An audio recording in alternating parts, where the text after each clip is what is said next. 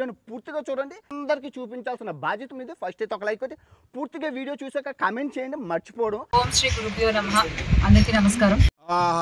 వచ్చిందయ్యా వయ్యారి. ముందుగా మా పార్టీ అధినేత జగన్మోహన్ రెడ్డి గారికి నమస్కారాలు తెలియజేసుకుంటున్నాను. నమస్కారం. ఈ రోజున కాశీనాయన క్షేత్రానికి నేను రావడం జరిగింది.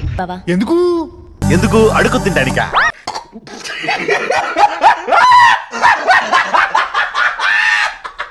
ఇక మొదలెడదామా? ఎందుకు అనేది మీ అందరికీ తెలుసు. నాకు తెలీదమ్మా. ఈ క్షేత్రంపై ఎలా దాడులు చేస్తున్నారు మీ అందరికీ తెలుసు, మీరు చూస్తున్నారు.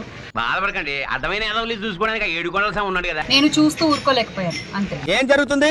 ఆవిడ 4 బిడ్డలకు తెల్ల. అంటే అన్ని దానాల్లోకి అన్నదానం మహా అద్భుతం, మహా గొప్ప దానం అని మనం అందరం చెప్పుకుంటూ ఉంటాం. ఎవరు చెప్పారు? ఎవరో చెప్తే నమ్ముతా నేను.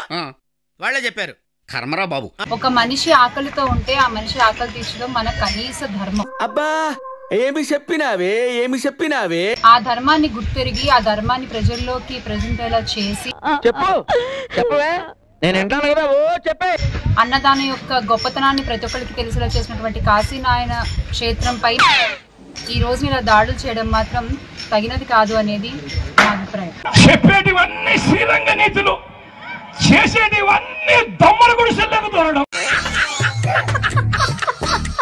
ఎందుకంటే గతంలో కూడా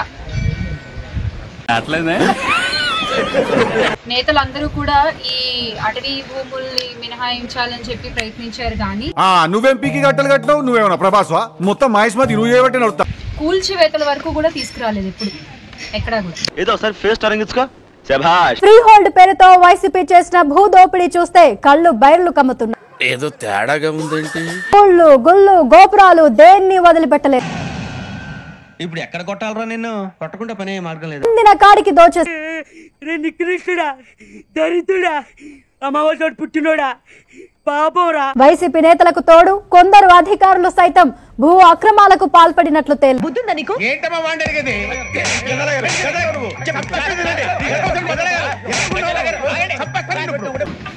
ఎంపీ అవినాష్ రెడ్డి గారు కూడా 13 హెక్టార్ల అటవీ శాఖ భూమి నుంచి దీన్ని మినహాయించాలి అని చెప్పి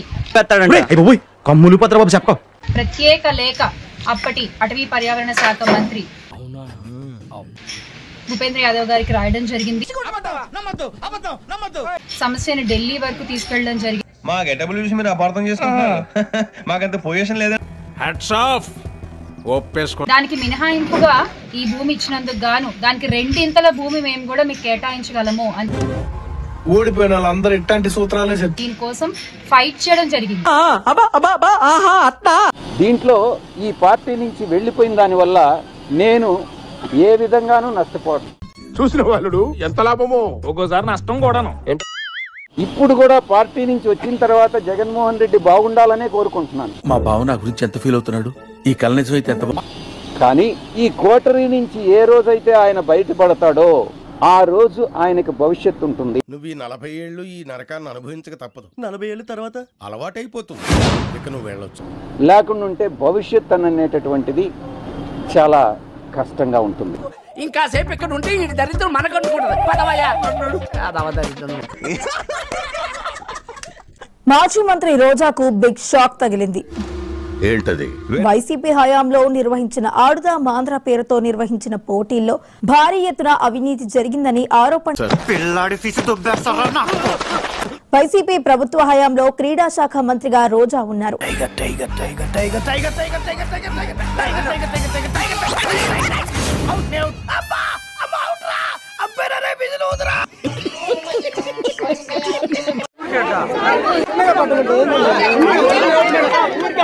నీ అబ్బా, నీ వల్ల నా జీవితం నాశనం అయిపోయింది. నీ వల్ల నా జీవితం నాశనం అయిపోయిందిరా. ఏపీలో సార్వత్రిక ఎన్నికలకు ముందు వైసీపీ ఆడుదాం ఆంధ్ర పేరుతో పోటీలు నిర్వహించింది.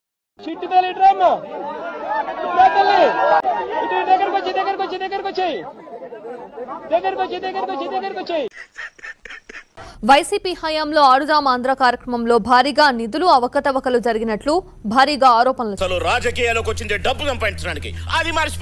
దాదాపు 125 కోట్ల నిధులు గోల్మాల్ జరిగినట్లు ఫిర్యాదులు అందాయి.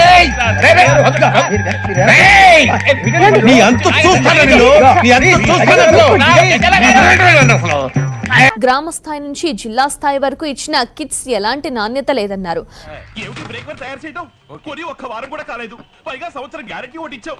హెవీ ట్రాఫిక్ లో పెడుతుంటే పట్టుమంతే కూర్చుంది. ఇందులో భారీ అవినీతి జరిగిందని ఏసీబీ విచారణ చేయాలని ప్రభుత్వం ఆదేశించింది. ఇందులో రోజా అవినీతిపై ఆధారాలతో సహా బయటకొచ్చాయి. ఈ క్రమంలో త్వరలో రోజా అరెస్ట్ అవ్వడం ఖాయమని కనిపిస్తుంది. దేవుడున్నారా मजा आया और मैं ये जो मजा है हिंदुस्तान के हर व्यक्ति को देना चाहता हूं. సరే ట్రై చేస్తారన్నారంటే అది ఓకే అయిపోయినట్టే.